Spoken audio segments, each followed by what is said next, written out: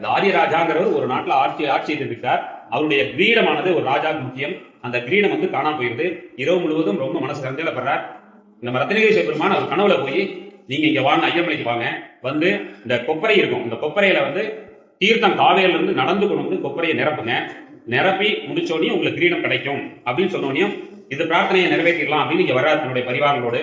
இங்க வந்து அந்த கொப்பரைய வந்து பார்க்கும் பொழுது சிவபெருமான் வந்து ஒரு சிவாச்சாரி ரூபமாக எடுத்து வந்து, இப்படி நீங்க காவேரில இருந்து நடந்து கொண்டு வந்து கொப்பரையை நிரப்புங்க அப்படின்னு சொன்னோடனே இவரு நடந்து வந்து கொண்டு நிரப்புறாரு. நிரப்பும் பொழுது ஒரு குடம் ஆனா நிரம்பிடும் அப்படிங்கிற சூழ்நிலையில அது நிரம்பா போகுது.